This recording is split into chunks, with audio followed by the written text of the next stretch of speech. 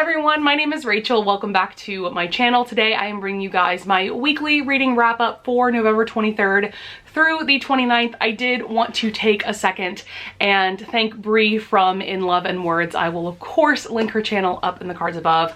I want to thank her so much for letting me sort of a guest star on her channel this past week. She did this amazing video where she featured some of her favorite booktubers that have less than 1,000 subscribers, and I was a part of that video, and since then I have gained, I think, 75-ish subscribers in only a few days, which is just mind-boggling to me. So Bree, thank you so much, and thank you so much to my new viewers. Welcome.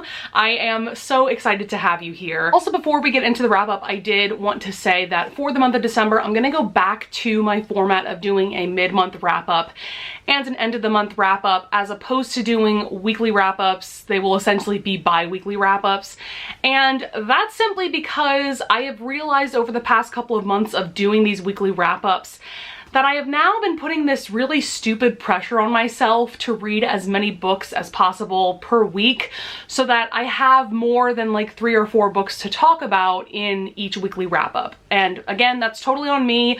None of you guys are pressuring me at all. In fact, you guys have been so positive to me every step of the way since I started my channel, which has been very surprising because I actually had a YouTube channel when I was in high school. It was a beauty channel and people were very negative when I had that channel. So I am just shocked at how nice you guys are.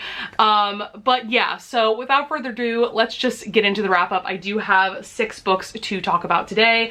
The first book I want to discuss is A Reaper at the Gates by Sabaa Tahir. This is book 3 in her Ember in the Ashes series, and I ended up giving this 3.5 stars. This is not a bad book by any means, but I realized after now reading 3 books of this series that I am just not emotionally attached to these characters, at least not as attached to these characters as a lot of other people are.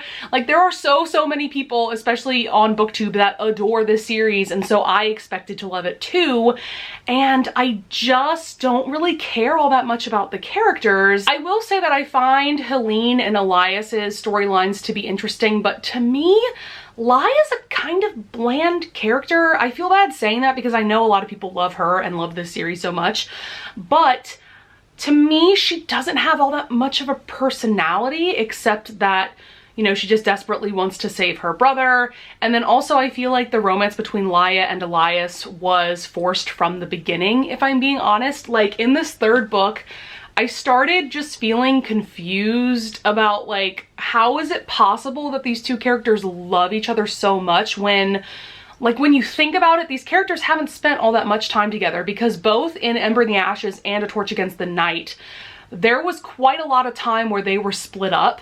And so I was just like, when did you 2 find the time to fall in love? I'm just left feeling very confused and underwhelmed by their romance.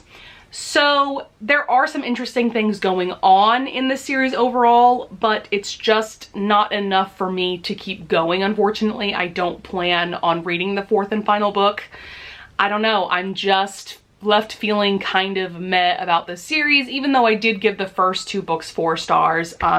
So yeah, like I said, I'm giving this 3.5 stars. Definitely not a bad book by any means, but at the same time, it just didn't blow me away. Next book I want to discuss is Forest of a Thousand Lanterns by Julie C. Dow. So I was really pumped about this book because the way it was marketed to me was that it was a villain origin story that is an East Asian fantasy retelling of Snow White and the Evil Queen, like that whole story. And so this is a duology, and this first book is about Shifeng, and it's all about her journey from being a peasant girl to being the empress of this country, and how she embraces darkness and evil in order to get to that level. And let me start this off by saying I did end up giving this 3.5 stars. Again, like Reaper at the Gates, this is not a bad book by any means. I actually really liked Shifeng and her character arc throughout. I thought that it was very compelling. I adore villain origin stories, so like I said, I had a feeling that I was going to really enjoy this. But for me, a major problem was the pacing. The first 30% of the book to me was a bit tedious to get through. You know, it was taking Shifeng a really long time to get to the Imperial City and to get to the palace at all. And so I was zoning out a bit. And then once she did get to the palace, things definitely got more interesting. And I was listening to the audiobook for this while following along physically. And then towards the end, I started zoning out, and then I would zone back in and realize that I didn't miss all that much. So I just kept zoning out. I think at the end of the day, I wanted so much more out of this villain story. I wanted Shifeng to fully embrace the darkness and her power and her fate and all of that, but I felt like by the end she was definitely second guessing herself, and she wasn't sure that this was the right path for her after all. I don't know, I guess it's kind of hard for me to explain, but I feel like by the end she became a less active character and things were just happening to her, and that's just not what I wanted from this story. And I can understand why Julie C. Dow wrote it the way that she did, but for me it just wasn't satisfying enough, and so that's why overall I did give this 3.5 stars. I still would recommend it, especially if you're looking for an East Asian fantasy and a retelling of a classic fairy tale that we all know and love, but I don't really recommend this if you're looking for an incredible and satisfying villain origin story. Next book I want to discuss is Dreamland Burning. This is by Jennifer Lethem, and this is a YA historical fiction that centers around the 1921 Tulsa massacre. And so we are centering around two main characters. The first one is Rowan Chase. She is 17 years old and she is living in present day, and she lives in Tulsa, and so she discovers a skeleton on her family's property, and that sparks her whole storyline essentially. And we are also following 17-year-old Will Tillman, and his storyline takes place in 1921 during the time of the massacre. And so I thought that overall this was just such a solid historical fiction. I loved that both main characters were non-white, and I loved that this story centered around the 1921 Tulsa race massacre or race riot. There's a lot of different terms for this tragic and awful event. I just think that it's so important that books like this are written about events that I feel like have been buried by history. I know I didn't learn about this event in school, and I also loved that both Rowan and Will were such flawed characters, and at times they were both unlikable, but they both go through so much character development throughout the book that you can't help but root for both of them by the end. And I love that this book brings up questions and discussions about race relations in the United States that are just as relevant today as they were in 1921. So I wholeheartedly recommend this. I gave it 4 stars.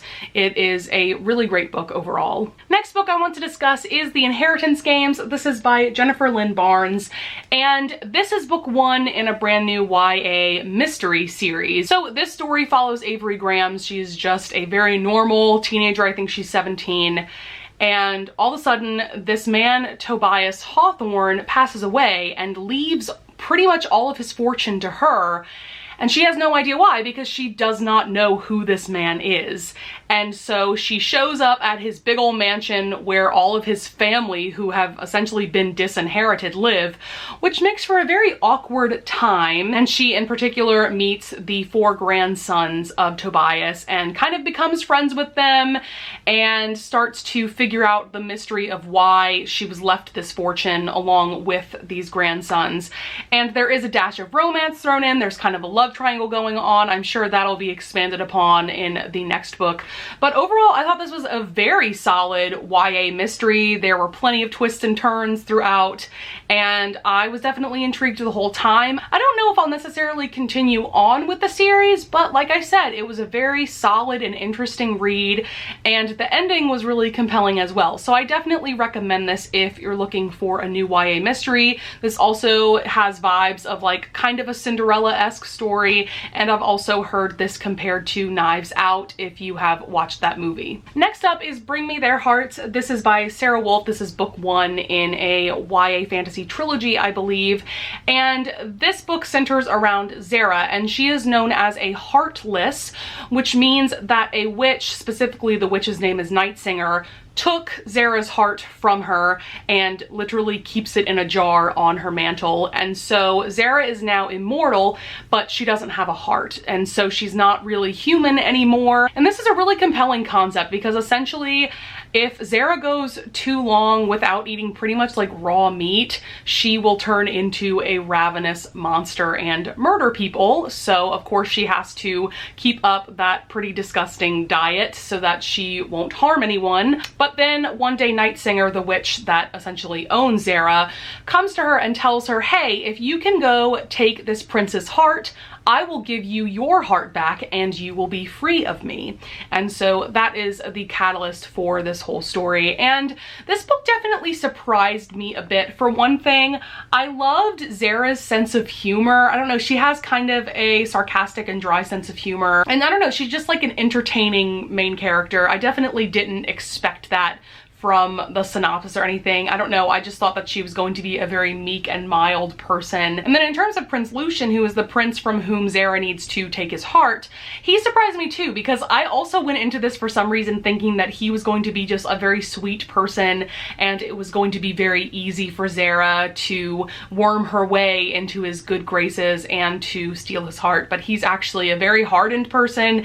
He comes off very arrogant, definitely not open to making friends, much less having any kind of romantic relationships. I thought that that was a very interesting dynamic between Zara and Lucian. So I liked the romance between Zara and Lucian. I didn't love it, if I'm being honest, and there was a pretty big plot twist that I saw coming from miles away.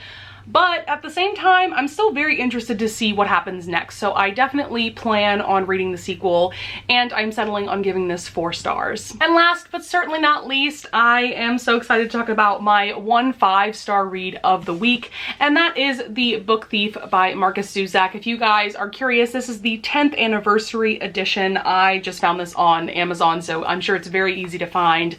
But I feel like I don't really need to go into the plot of this because pretty much everybody else on the planet has read this except for me. But for those of you guys that don't know, this starts in 1939 in Nazi Germany. This whole story is told from the perspective of death, which is definitely a really intriguing and compelling point of view. But we are following the life of this girl, Liesel. And at the very beginning of the book, her mother takes her to live with this other couple as kind of foster parents for her. And so also at the very beginning of the book, when her and her mother were on their way to meet her new foster parents, her brother actually passed away. And so she ends up finding this gravedigger's manual at her brother's gravesite. And so then kind of starts her book thievery. So this book takes place from around 1939, I think, to 1943-ish.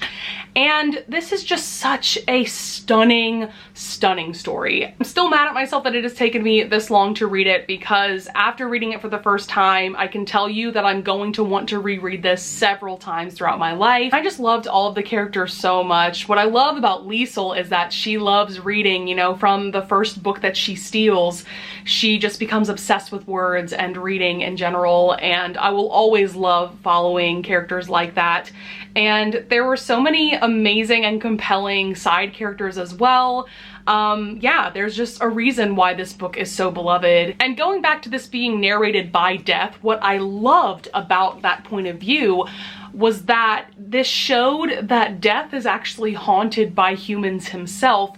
You know, us as humans, we feel like we're being haunted by death, but in this book we see that that's kind of flipped and he feels haunted by humans. And so the reason he tells this story is to kind of prove to himself that humans are beautiful and are worthwhile. And I just think that is absolutely amazing.